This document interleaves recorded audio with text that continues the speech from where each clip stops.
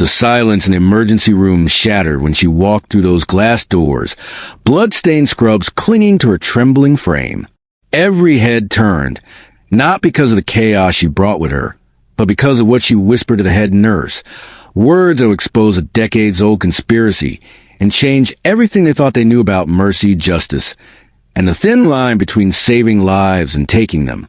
The woman they dismissed as just another night shift nurse was about to reveal a secret so devastating that 3 people would disappear before dawn, and the hospital would never be the same again. Welcome to Those Who Left a Trace, where ordinary people carry the most extraordinary secrets. Before we dive into this incredible story that will leave you questioning everything you think you know about justice, tell us in the comments what city you're watching from today. And if you believe that sometimes the most dangerous people are hiding in plain sight, hit that subscribe button and join our community of storytellers. Linda Martinez had been working the night shift at St. Catherine's Memorial Hospital for exactly 7 months, 3 weeks, and 4 days. Not that anyone was counting, especially not her. She preferred the quiet hours when the administrative staff went home, when the hallways echoed with nothing but the soft squeak of her white sneakers against polished linoleum and the distant hum of life support machines breathing for those who couldn't breathe for themselves. At 34, Linda stood 5 feet 6 inches tall, with shoulder-length auburn hair that she kept meticulously pinned back beneath her standard-issue surgical cap. Her green eyes, sharp and calculating behind wire-rimmed glasses, missed nothing as they swept across patient charts, medication schedules, and the subtle body language of doctors who thought they were the smartest people in every room they entered.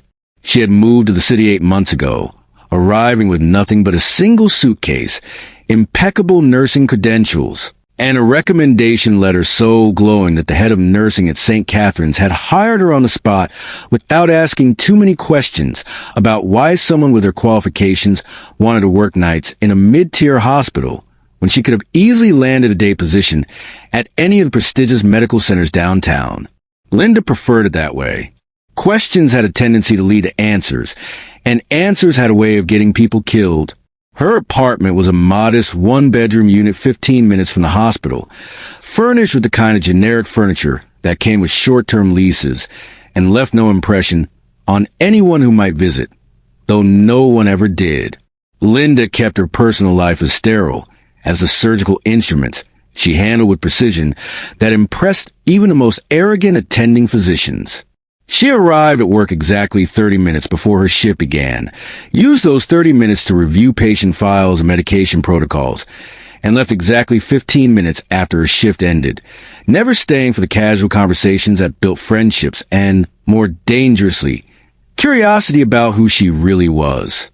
The other nurses on the night shift had long since stopped trying to include her in their coffee break gossip sessions or their after-work drinks at Murphy's Tavern down the street.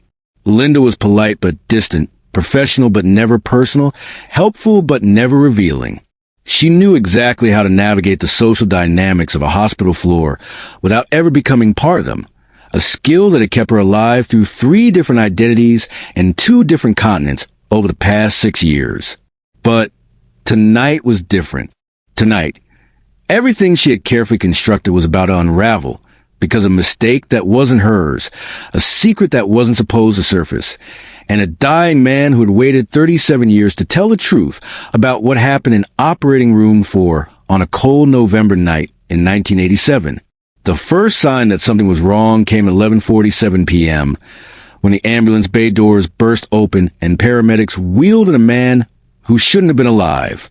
Linda was restocking supply cabinets in the trauma unit when she heard the commotion, the urgent voices of EMTs calling out vitals and injuries to Dr. Harrison, the attending physician who specialized in cases that other doctors preferred to avoid. She glanced up from her clipboard and froze. The man on the stretcher was conscious, his eyes scanning the room with the kind of awareness that came from years of looking over his shoulder, and when those eyes landed on her, everything stopped. He knew her, not Linda Martinez, the quiet night nurse with the perfect attendance record and the unremarkable background. He knew Elena Vasquez, the woman who had vanished from a witness protection program in Denver 18 months ago after testifying against a crime family that had tentacles reaching into hospitals, police departments, and federal agencies across 7 states. He knew Sarah Chun, the surgical nurse who had disappeared from a cardiac unit in Baltimore after witnessing something that was supposed to stay buried forever.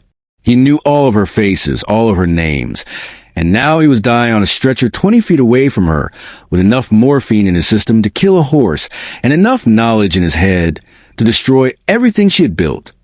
The man's name was Vincent Torres, though that wasn't the name on his driver's license or the name the paramedics had given to the admitting staff. Linda knew his real name because she had been in the room 6 years ago when federal agents had promised him a new identity in exchange for his silence about what he had seen during a late-night surgery that had gone very, very wrong. She had been the one to hand the surgeon the scalpel that had ended a life instead of saving it.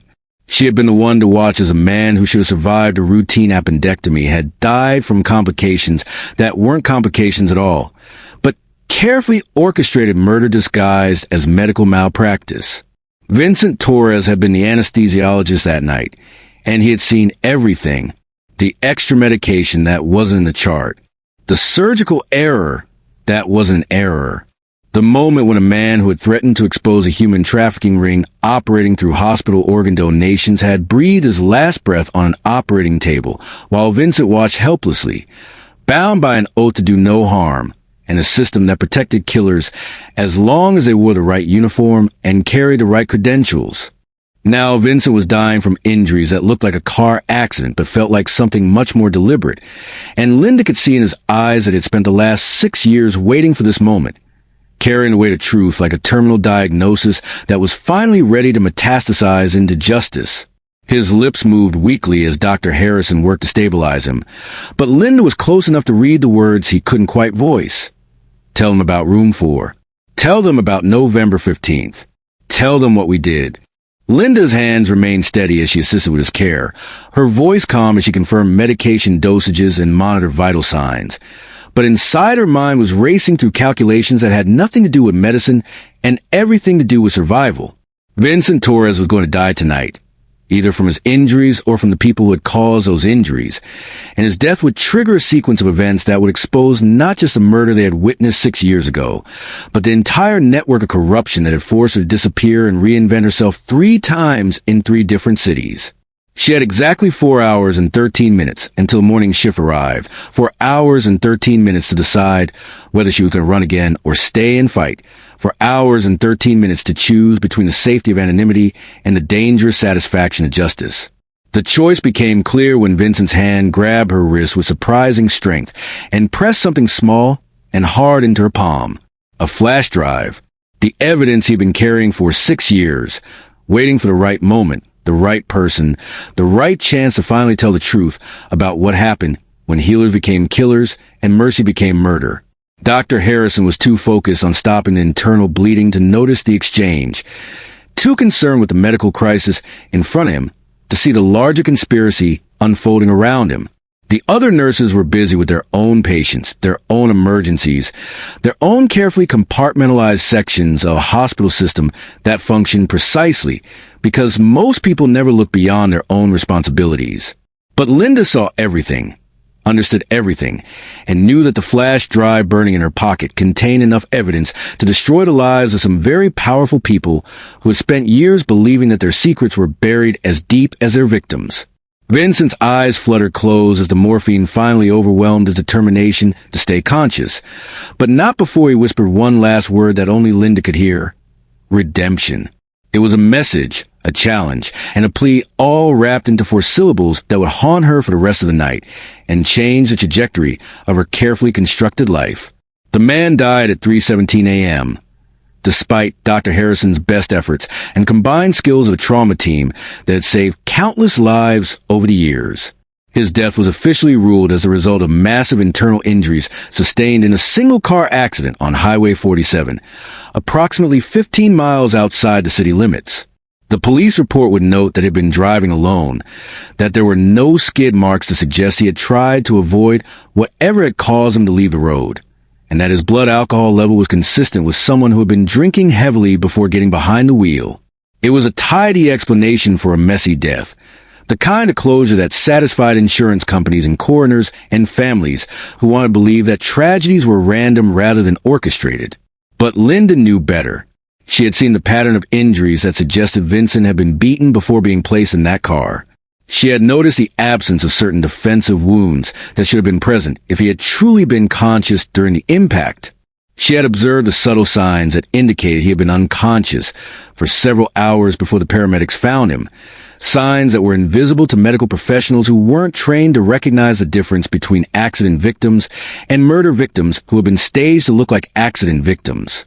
More importantly, she understood that Vincent's death was not the end of something, but the beginning. Someone had spent considerable time and effort to silence him, which meant someone else knew about the flash drive, knew about the evidence, knew about the network of corruption that connected hospitals and crime families and federal agencies in ways that will horrify anyone who still believed in the basic decency of institutions. Vincent's death was a message to anyone else who might be carrying similar secrets, a reminder that some truths were too dangerous to survive, and some people were too expendable to protect. Linda finished her shift at 7:15 a.m., exactly as she had every morning for the past 7 months, 3 weeks, and 4 days. She completed her paperwork, updated patient charts, and provided a detailed report to the day's shift supervisor about the events of the night. She did not mention the flash drive. She did not mention her previous relationship with the deceased. She did not mention the growing certainty that she was being watched by people who had already demonstrated their willingness to kill in order to protect their secrets. Instead, she drove home to her modest apartment, made herself a cup of coffee, and sat at her kitchen table while morning sunlight streamed through windows that she had never bothered to cover with curtains because she had always assumed she would be gone before anyone had time to notice her habits or her schedule or the way she preferred to drink her coffee black while staring at nothing in particular. The flash drive sat on the table beside her coffee cup, innocuous and deadly, a piece of technology no larger than her thumb that contained enough information to topple governments and destroy lives and possibly, just possibly, deliver the justice that Vincent Torres had died trying to achieve. She had run before, in Denver, when the federal marshals had told her that her cover was blown and her life was in immediate danger. In Baltimore, when a routine patient had turned out to be a contract killer who had recognized her from a previous identity. In Phoenix, when the hospital administration had started asking too many questions about her background and her qualifications and her reasons for requesting night shifts exclusively. Running had become second nature, a survival skill that kept her alive through 6 years of constantly looking over her shoulder and never staying in one place long enough to form attachments or leave traces, or make the kind of mistakes that got people killed. But running meant abandoning Vincent's evidence, letting his death become just another tragic accident, allowing the people who had murdered him to continue operating with impunity. Running meant accepting that some truths were too dangerous to tell, some secrets too powerful to expose, some crimes too complex to prosecute. Running meant choosing survival over justice, safety over redemption, anonymity over accountability. The decision crystallized as she sat in her kitchen, holding a cup of coffee that had grown cold while she wrestled with choices that would define not just her future, but her understanding of who she was, and what she owed to the dead man who had trusted her with his final secret. Linda Martinez, the quiet night nurse with the unremarkable background, would pack her single suitcase and disappear before noon, catching a bus to another city where she would become someone else and start the process all over again. But Elena Vasquez, the woman who had witnessed murder and survived to tell about it, would stay and fight. She made phone calls to numbers she had memorized but never expected to use, reaching out to people who existed in the spaces between law enforcement and journalism, between official channels and underground networks, between the world of legitimate institutions and the shadow world of those who operated outside them.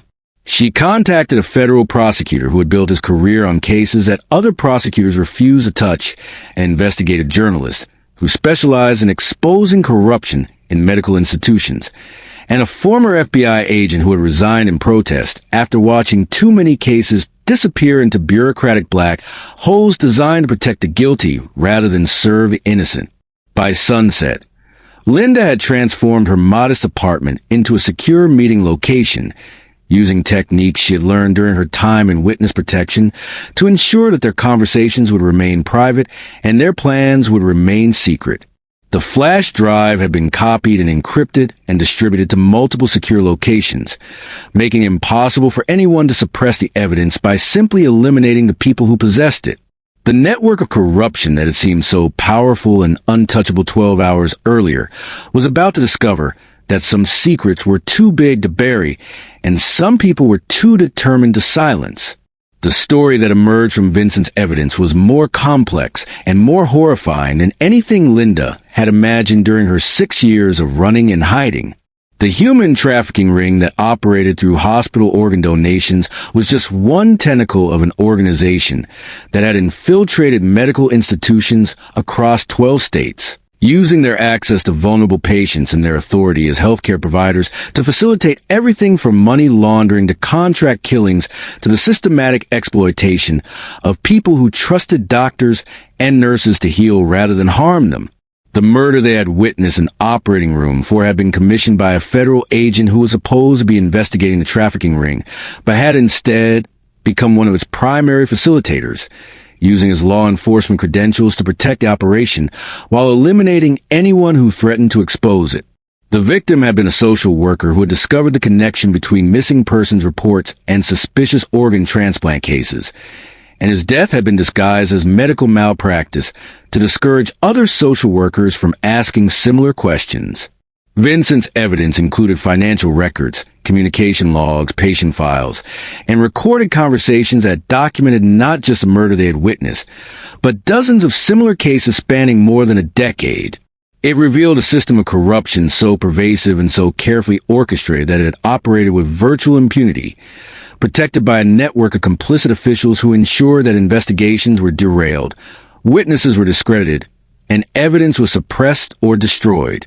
The federal prosecutor who reviewed the evidence estimated that more than 300 people had been murdered to protect the trafficking operation, their deaths disguised as medical errors, drug overdoses, accidents, or suicides depending on what would attract the least attention from law enforcement or media. The investigative journalists who began researching the story discovered that several other journalists who had attempted to investigate similar cases had died under suspicious circumstances, their work confiscated or destroyed before it could be published.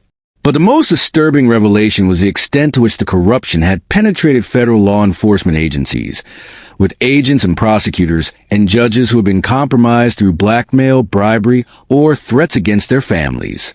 The system that was supposed to protect people like Linda and Vincent had instead become a tool for silencing them, with witness protection programs that were designed more to control witnesses than protect them, and federal agencies that served the interests of criminals rather than the pursuit of justice.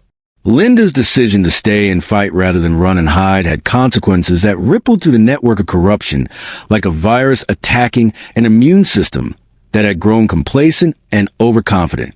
Within a week of Vincent's death, 3 federal agents were arrested on charges ranging from conspiracy to commit murder to racketeering to obstruction of justice.